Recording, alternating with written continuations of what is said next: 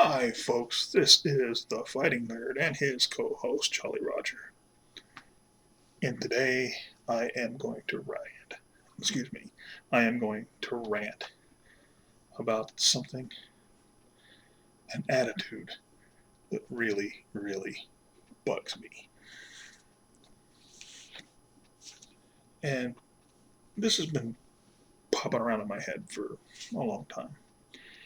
But I was watching some personal protection related videos on YouTube just this afternoon. And there was a comment, a rather lengthy comment, about why should anybody bother learning to use martial arts or any kind of personal protection system. Because in a civilized society, police protect us. Well, not only is this demonstrably false, it's a friggin' idiotic notion. Not only that, I will give you the proposition that it is an immoral attitude and idea. First of all, I don't have a cop sitting over my shoulder or waiting in my house to protect me should a violent encounter occur. When I get out and I go out and about and run my errands tomorrow, I'm not going to have an armed guard with me to protect me from a violent encounter. And I submit that even the worst flaming liberal in the world wouldn't want to live in a society where there are enough cops to protect everybody from everything all the time.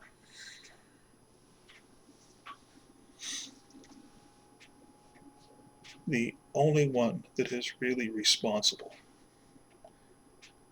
for my personal security or your personal security is me and you. We have to be able to protect ourselves and therefore our loved ones who are around us. And in order to protect the innocent people, the very young and the very old that cannot protect themselves. But if you are able bodied and able to protect yourself, you have a moral obligation to be able to protect yourself well. If you're not into guns or you're not into knives or you're not into weapons, you can learn some sort of empty handed method of protecting yourself. It's not nearly as effective, but at least it shows that you care enough about your own personal security and the personal security of your loved ones that you have taken some steps to ensure that security instead of pawning it off on other people who are gallant enough to get into a field to take up a small part of that responsibility. But just because there are those kind of people in the police and the military that will step up and protect you if they can, that does not mean that your responsibility for your own protection goes away. And if you are unwilling to take at least some basic steps for your own protection, you're irresponsible.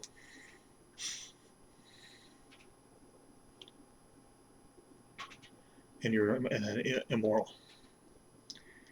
If you are not willing to protect yourself, if you're not learning to protect yourself with some degree of skill, then why should anybody else bother?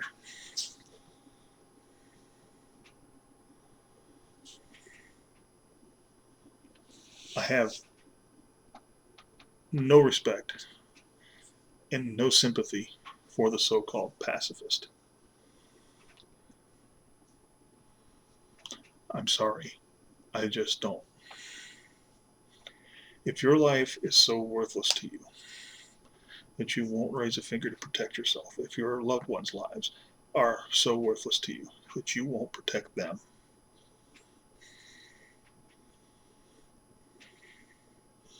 then you're a pretty much worthless excuse for a human being. There it is.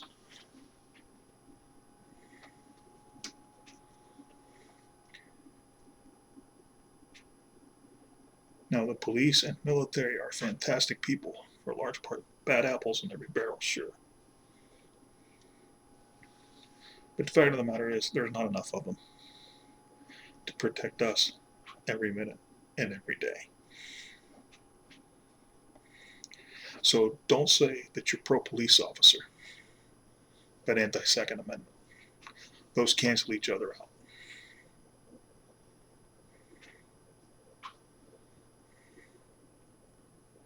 Because for every one of us that is able to protect ourselves, that frees up time for the police officer to be protecting someone who is too old or too sick or too young to adequately defend themselves.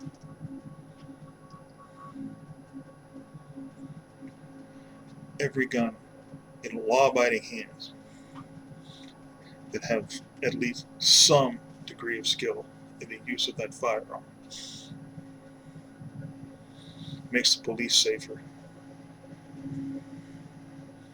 and makes everyone else safer, because he doesn't have to protect that person. He has to protect one less person, so he is more able to protect someone who really needs and deserves that protection.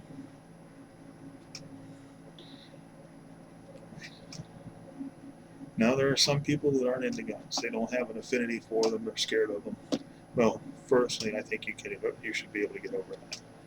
But if not, claps of a baton, pepper spray, some legal implement of self-defense, personal protection. I really don't like the term self-defense, but personal protection. It's legal where you are.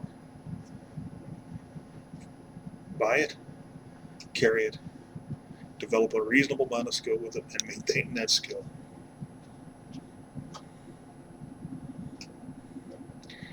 You cannot, and if you can't just bring yourself to take any kind of weapon or defensive tool, then take a self-protection course. Learn a martial art. I don't care what any martial arts. You can debate the merits of this martial arts over that martial art till you're blue in the face. But learn something.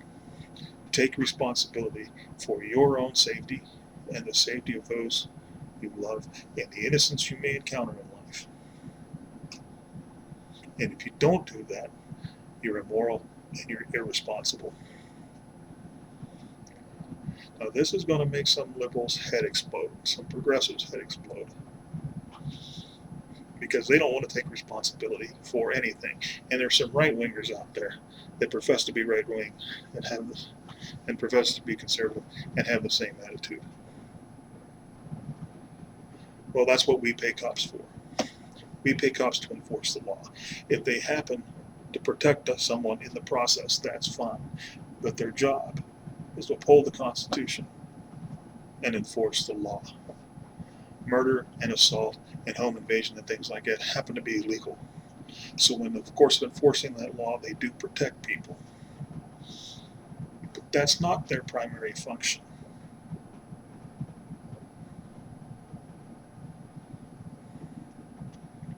If you are an able-bodied adult in this country that is capable of taking the basic steps of personal protection for themselves and their families, you have a moral obligation to do so. It comes along with the right to do so.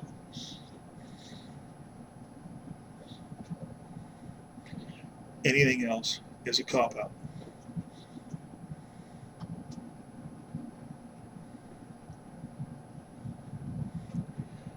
Now, there's a lot of you who are hearing that old cliche rolling around in your head right now, that violence never solves anything.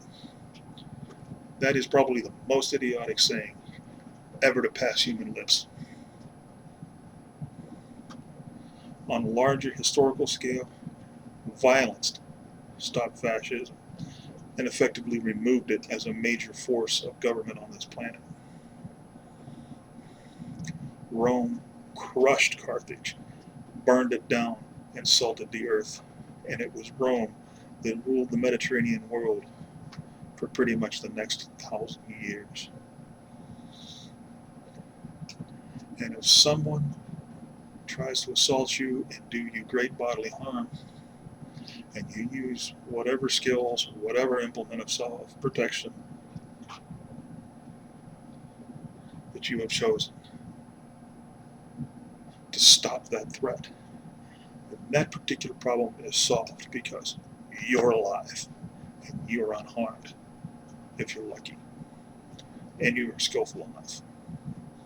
There's always some random chance involved in a situation like that, but you are much more likely to solve that problem at the moment and come out of that violent encounter alive if you've had some training, and you're even much more likely to come out of it with as little injury as possible if you are armed in some way. So if you are an adult in this country and you are able-bodied enough to protect yourself in a violent situation, get trained. Preferably find a weapon that is legal to carry in your area and learn to use it well and maintain that skill. If you want to truly be called a good citizen and a morally responsible person.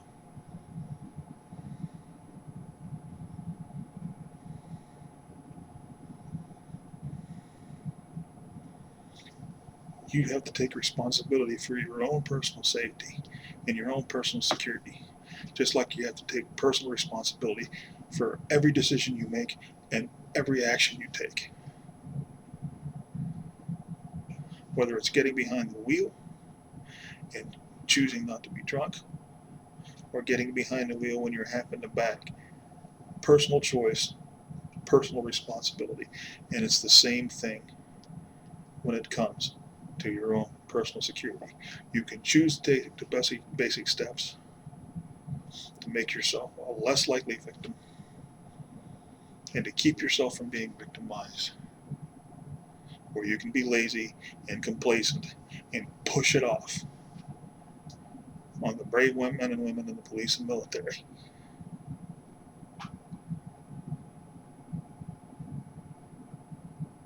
And shirk your own personal moral responsibility.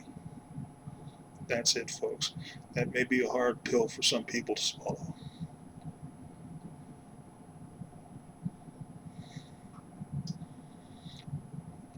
But we have, in recent years, been sold the bill of goods that it is fashionable, life-defining, to be a victim. You get on TV, you become famous, you get movie deals, you get book deals. If you've allowed yourself to be victimized in a terrible enough fashion.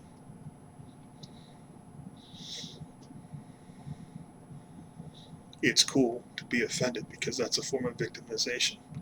Get people getting up in the morning, what am I going to be offended about today?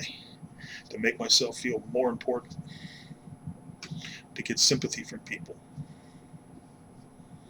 and to convince myself and others that I have no responsibility for what I do.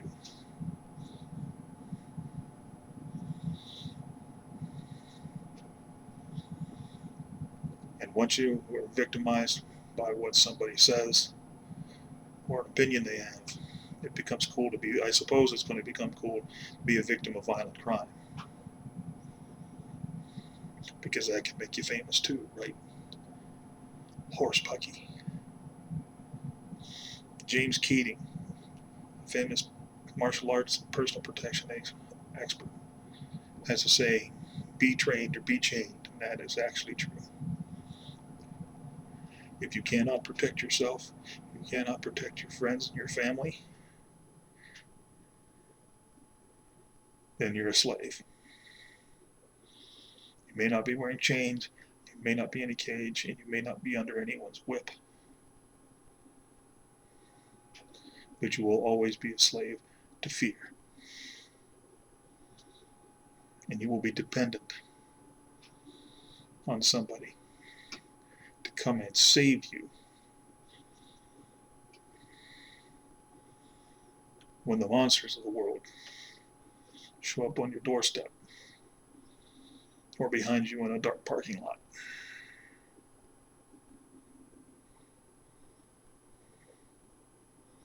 People have to step up and take responsibility for themselves and for their own protection, their own security.